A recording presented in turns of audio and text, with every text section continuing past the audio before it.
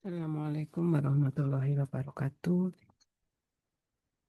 Pada kesempatan ini, saya akan menyampaikan materi tentang obat sebagai terapi. Ya. Definisi obat itu sendiri adalah merupakan bahan yang berbentuk tunggal ataupun campuran yang digunakan oleh makhluk hidup baik untuk pemakaian luar ataupun pemakaian dalam dan mempunyai fungsi untuk mencegah, menyembuhkan atau meringankan suatu penyakit.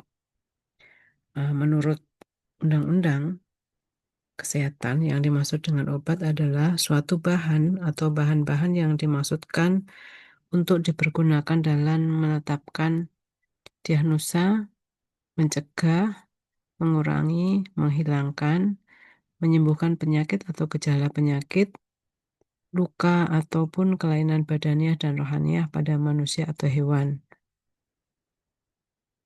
termasuk di dalamnya adalah kosmetik. Kemudian untuk pengertian obat sendiri secara khusus terdapat beberapa istilah ya seperti obat jadi, obat paten, obat baru, obat asli, dan obat esensial ataupun obat generik. Pengertian-pengertian khusus tersebut bisa dijelaskan sebagai berikut. Yang pertama, yang dimaksud dengan obat jadi adalah obat dalam keadaan murni atau campuran yang sesuai dengan Farmakope Indonesia ataupun pedoman lain yang resmi dikeluarkan oleh pemerintah. Sedangkan obat paten adalah obat yang menggunakan nama dagang seperti yang didaftarkan oleh si pembuat obat. Kemudian jika obat baru, obat tersebut adalah berisi bahan berkhasiat ataupun bahan tambahan yang belum diketahui secara luas oleh masyarakat.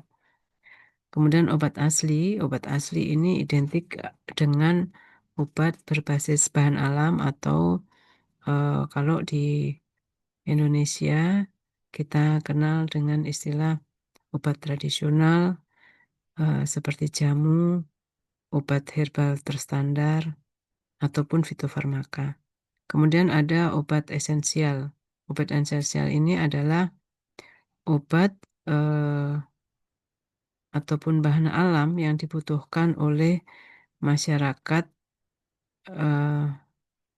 dalam jumlah besar, ya, dan tercantum dalam daftar obat esensial. Jadi obat esensial ini ada listnya sendiri, obat-obat apa saja yang termasuk pada bahan obat esensial. Di antaranya adalah antasid seperti itu ya, analgesik itu termasuk obat esensial. Kemudian ada obat generik, yaitu obat yang terdaftar dengan nama resmi seperti yang tercantum di Farmakope Indonesia. Jadi namanya itu seperti nama di Farmakope ya. Sebagai contoh, kalau misalnya paracetamol ya namanya tetap paracetamol. Kemudian kalau obat paten namanya didaftarkan sesuai yang didaftarkan oleh pemiliknya. Jadi kalau misalnya paracetamol, kalau patennya itu ada banyak ya, tapi isinya sama yaitu paracetamol. Tuh.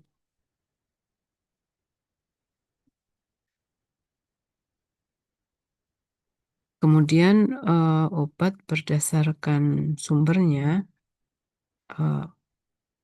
bisa berasal dari tumbuhan ataupun flora ya, biasa kita sebut dengan flora.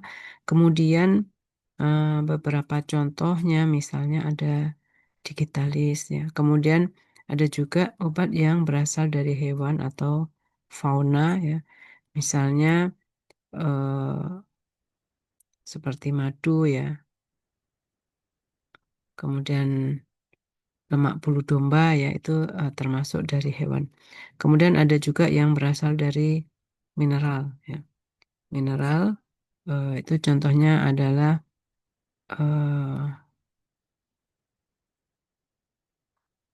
kopektat ya, itu isinya seperti aluminium silikat ya, itu berasal dari bahan alam. Kemudian bahan yang bersifat sintetis. Nah, bahan bersifat sintetis ini biasanya merupakan proses penelitian lebih lanjut dari bahan eh, alam, baik yang berasal dari tumbuhan maupun hewan. Kemudian nanti pada prosesnya dilakukan penelitian dan diperbanyak menggunakan reaksi-reaksi kimia. Yang selanjutnya ada eh, berdasarkan sumbernya, ada yang berasal dari mikroba. Nah, contoh-contoh obat yang berasal dari mikroba adalah obat golongan antibiotik ya. Obat tersebut eh, berasal dari mikroba yang kemudian dilakukan eh, sintesis lebih lanjut ya. Jadi diperbanyak melalui proses sintesis. Nah, tentunya obat-obat eh, dari sumber tersebut melalui proses pengolahan terlebih dahulu untuk bisa digunakan. Jadi untuk menjadi misalnya kapsul, tablet, dan lain sebagainya itu tidak langsung dikonsumsi tetapi diolah terlebih dahulu. Nah, ini sebagai contoh eh, terdapat Simplicia belladonna ekstrak atau ekstrak belladonna ya. Dalam bentuk preparat kimianya ada obat kita kenal dengan nama atropin sulfat atau skopolamin HBr. Kemudian preparat galeniknya atau yang bersifat bahan alam itu ada ekstrak belladonna dan belladonna tinctur. Contoh lain adalah opium. Simplicia dari opium itu eh, preparat kimianya ada morfin HBr dan kodein HCl. Ya, ini morfin sendiri itu digunakan untuk analgesik narkotik ya, sedangkan kodein sering dimanfaatkan sebagai antitusif. Nah, untuk contoh preparat galikniknya ada opi ekstrak dan opi tinctur. Obat jika digolongkan menjadi beberapa macam. Yang pertama menurut kegunaannya, kemudian yang kedua menurut cara penggunaannya, yang ketiga menurut cara kerjanya, dan yang keempat menurut peraturan undang-undang kesehatan. Menurut kegunaannya, obat itu dikelompokkan menjadi tiga, yaitu obat yang berfungsi untuk menyembuhkan atau bersifat terapeutik, kemudian obat yang difungsikan untuk mencegah penyakit atau diistilahkan dengan profilaksis, dan obat yang difungsikan untuk diagnosa atau diagnostik. Sedangkan untuk eh, menurut cara penggunaannya itu digolongkan menjadi dua, yaitu peroral dan parenteral. Untuk peroral sendiri itu adalah obat-obat yang digunakan untuk pemakaian dalam. Pada umumnya biasanya ditandai dengan etiket putih, kemudian biasa juga disebut dengan istilah medicamentum ad usum internum. Berikutnya untuk eh, penggunaan parenteral itu biasanya digunakan untuk pemakaian luar dan ditandai dengan etiket biru. Disebut juga dengan medicamentum ad usum externum. Contoh dari obat peroral itu ada tablet, kapsul, sirup, puyer ya, itu yang biasanya digunakan per oral. Kemudian contoh yang parenteral ada bentuk sediaan implan ya yang ditanam di bawah kulit, kemudian injeksi, salep topikal, kemudian obat-obat yang digunakan melalui rektal, membran mukosa, vaginal, nasal, optal, aurikal, atau kolusio dan gargarisma. Itu adalah contoh-contoh obat parenteral. Kemudian menurut cara kerjanya, ada obat yang bersifat lokal. Contohnya obat eh, pemakaian topikal. Jadi dia bekerja pada wilayah tertentu atau daerah tertentu. Kalau misalnya salep berarti ya sebatas yang diolesin saja.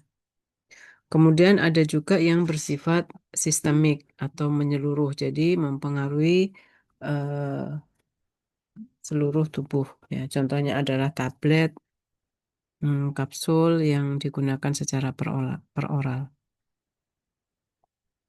Kemudian menurut peraturan Undang-Undang Kesehatan, eh, penggolongan obat terdapat eh, beberapa macam ya, digolongkan menjadi 5 macam. Yang pertama ada obat narkotika, golongan obat narkotika, kemudian golongan obat psikotropika, kemudian golongan obat keras, obat bebas terbatas, dan obat bebas. Nah, berikut logo-logo yang digunakan sebagai tanda identifikasi dari obat tersebut ya. Ini untuk yang lingkaran merah dengan tanda palang di tengah itu adalah narkotika. Kemudian lingkaran merah berwarna hitam tepinya dengan tulisan K itu adalah obat keras. Kemudian obat bebas terbatas itu berwarna biru, sedangkan obat bebas berwarna hijau. Efek dari obat. Jadi obat eh kita ke sini dulu ya.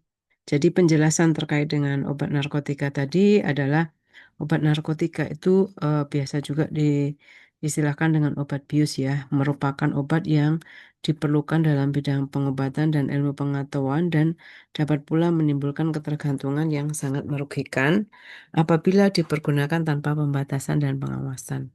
Jadi di dalam peredarannya obat narkotika ini pun sangat ketat ya, hanya distributor tertentu yang boleh menyalurkan dan pemesanannya juga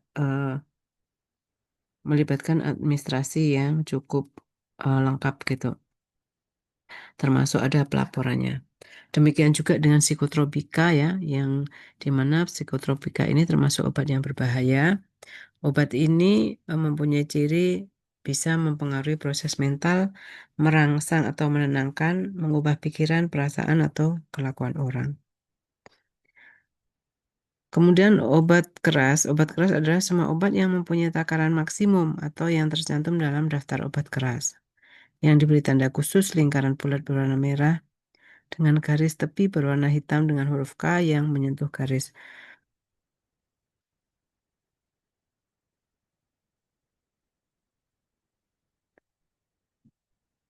Kemudian obat bebas terbatas. Obat bebas terbatas ini adalah obat keras yang dapat diserahkan tanpa resep dokter, dengan penyerahan dalam bungkus aslinya dan diberi tanda peringatan P1 sampai P6. Jadi, penyerahan obat ini jika tidak menggunakan pembelian secara resep, maka bungkus aslinya harus tetap disertakan. Tandanya adalah lingkaran bulat berwarna biru dengan garis tepi berwarna hitam.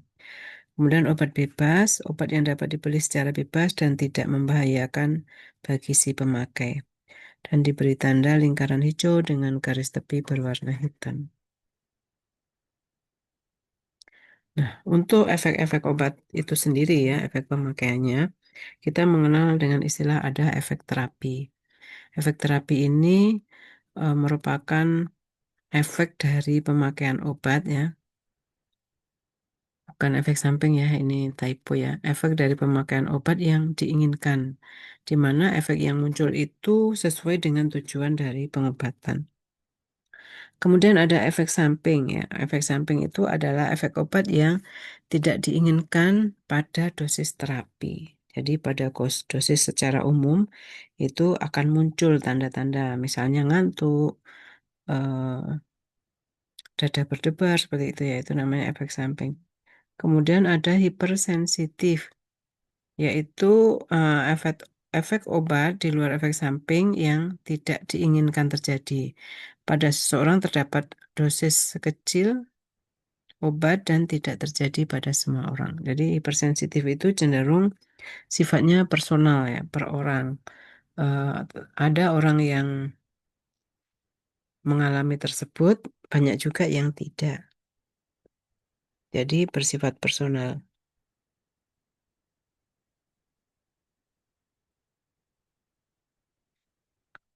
Jadi efeknya ini yang timbul di luar efek samping ya.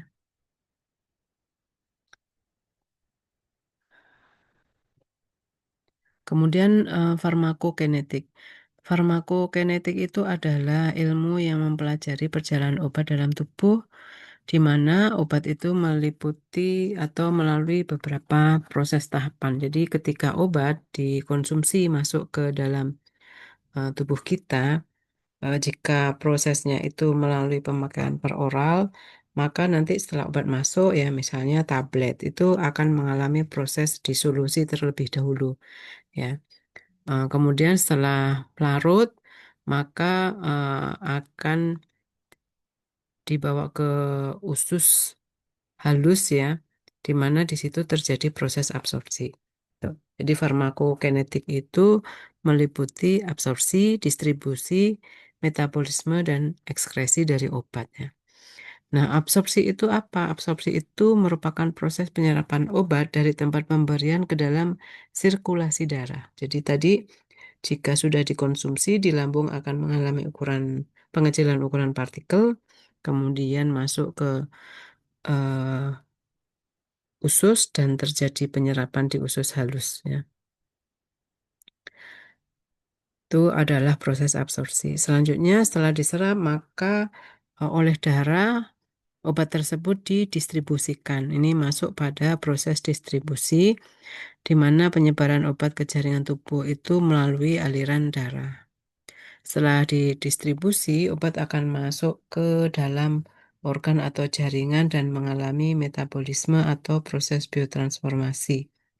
Di sini obat bisa mengalami perubahan secara kimia. Dari obat itu bisa berubah bentuk menjadi lebih poten ataupun sebaliknya ataupun tetap ya. Biasanya proses metabolisme ini ada di hati dan setelah melalui proses metabolisme atau biotransformasi, selanjutnya obat akan mengalami tahap ekskresi atau pengeluaran obat atau metabolit melalui ginjal, urin, empedu, ataupun keringat.